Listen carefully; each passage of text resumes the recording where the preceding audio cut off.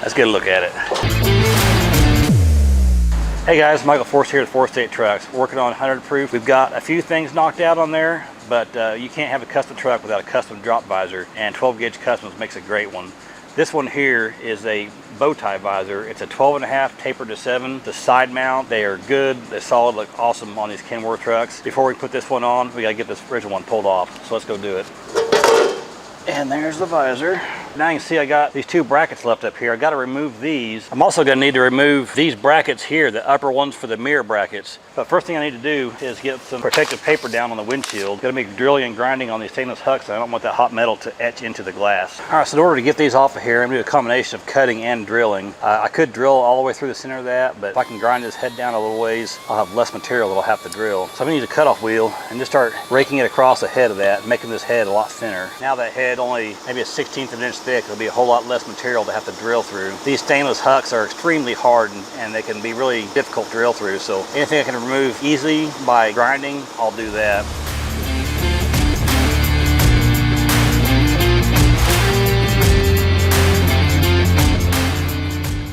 All right, so I got the heads of these hucks ground down, and I've even put a center punch mark on there so my drill can start right in the center. But before I drill these out, I want to put a protector on here that'll limit this drill bit from going through here very far. This is a pretty short drill bit, but in that 1 inch of length, once that thing breaks through there, there's all sorts of stuff up here and here I could catch. Insulation, wires, air lines for horns. So in this case here, just use a simple piece of air brake line, just something that'll fit over the collar of the shank of the drill, and once I get through that head, it'll hit this and stop from going. So I'm only going a 1/2 inch deep on that case. All right, so I see I got 4 holes left where each bracket was. I need to fill those and be able to seal them. This here is a shapeable rivet. This got a little seal on it, and when I pull it in with the rivet gun, it'll expand on the back side and pull up on top. That leaves that part of that mandrel poking out. Just take my heavy duty cutters, clip that off, and I'll take a sander and smooth that down, and then we'll put some touch-up paint on that.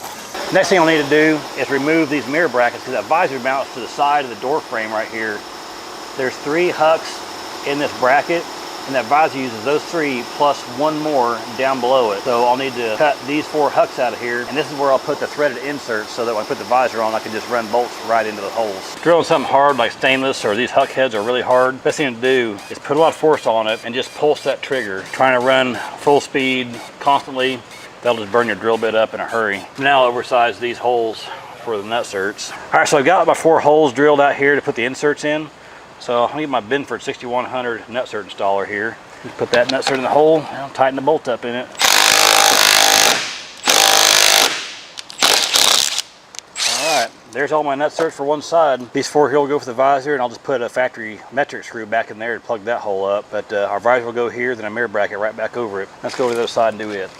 All right, now the cab is prepped for the visor. We still have a center bracket to fit though, so I'll have to assemble the visor, get it just set on here with a few bolts to keep it in place. Try to find the most neutral feeling spot without putting pressure up, down, or any sideways on that. I'm just gonna trace the shape of the mount out because I can't reach right through the screw holes. I can lay that mount on here and mark the screw holes.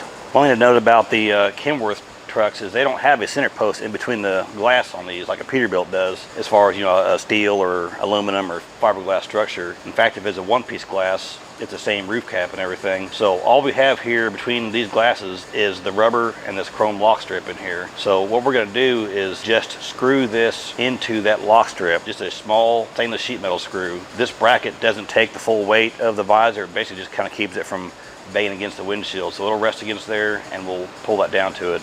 As long as it stays in place, it'll be fine. I don't want to take my drill and just drill into that, just in case I get close to that glass. I don't want to hit it with a drill bit. So something I've been taught here is just take a sharp pick and we'll heat it up and actually just burn it into there. That works great for doing upholstery or anything through rubber that you don't want to run a drill through. Let's see, I've got a tiny little hole in there, just perfect for a number 8 or number 10 screw.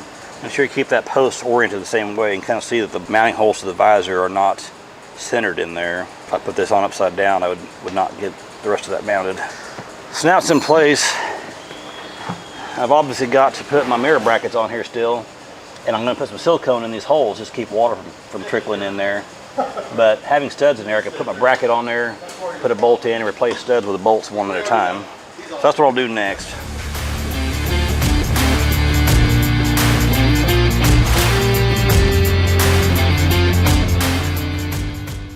Now that the ends are tight, This is pretty much determined exactly what pitch is going to sit at, so I can tighten up the center bracket bolts now. There's a little bit of movement in these slots, so that way I could kind of change its pitch this way or that way as it needed to get everything lined up and put a pretty even pressure on that center mount. Everything's tight. I'm gonna go ahead and clean the windshield off and then pull the plastic off top, but then we'll wrap this visor job up. All right guys, you can see I got a 12 gauge drop visor on this 100 proof truck. This looks really sharp on here. It's gonna go really well with the theme. One thing left to do, obviously, you probably noticed there were no mirrors on this while we're working on it. We've got a special project in plan for those. Pretty easy install, solid visor, really trims up the top of this truck, you know, along with those clear cab lights up there. This looks really clean, really sleek, really sharp.